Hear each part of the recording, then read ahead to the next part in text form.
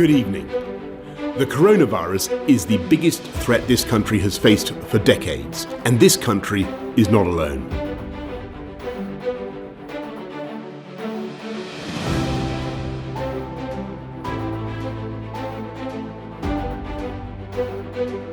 One day when this is all over, we will remember a time in history forever known as the lockdown days. We woke up one morning, one sunny March day, the promise of spring with just a little rain. Life will never be the same again. For those who lost and grieved in these days, for those who survived and learned to pray, we will remember a time in history forever known as the lockdown days. We began our days sleepy without alarm clocks, no rush to get kids ready or search for missing socks. The daily commute was just to downstairs. We sat in Zoom meetings discussing stocks and shares.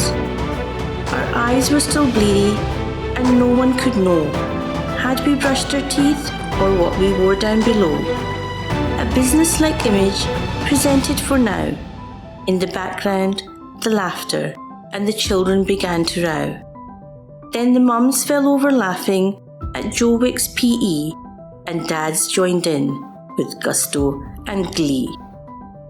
One day when this is all over, we will remember a time in history forever known as the lockdown days. This was a time for healing and a time to reflect, a time to give our families true respect. And amongst it all we learnt to laugh, cry and feel, to be present and conscious and truly heal. The graphs on the TV began to climb. Inside our heads began a slow wind, a growing fear that some kind of end is near. On Thursday night, we honoured the fight of the NHS staff who were on the front line. We remember forever the carers and the supermarket staff and all the key workers, their children in class. We cannot thank them enough, for they gave up precious moments, especially for us. One day, when this is all over, we will remember a time in history forever known as the lockdown days. We learned to connect, we learned to respect. Our days were full of compassion and honesty, a sense of community, an understanding of our own frailty. We began to enjoy the week afternoon sun. In our gardens we spent time with nature as one. We nurtured our souls and reassessed our goals. At last, in our cage, we were given a stage to be the hero or heroine of our own play. The choices we made, we remember to this day.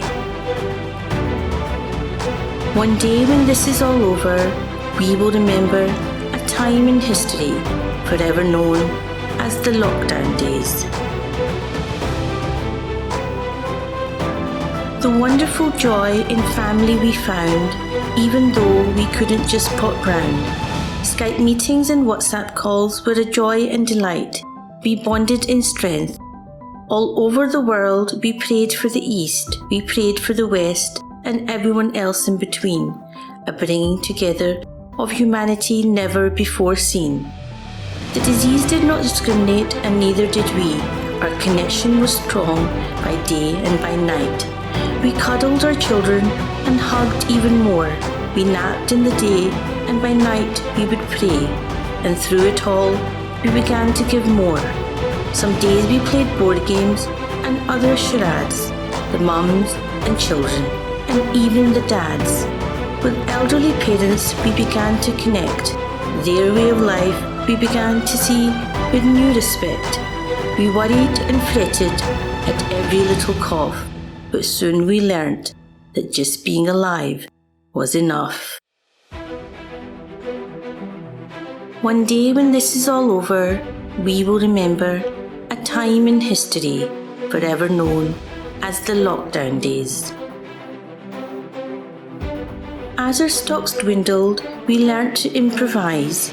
Mums began to cook beautiful concoctions of ingredients unknown. At this point, silence was wise. A joy it was for all to connect. At mealtimes we sat with gratefulness and respect. We comforted each other when emotions ran high.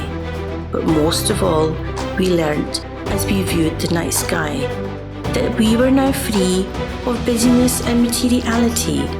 And in lockdown, we learnt, finally, how we should be.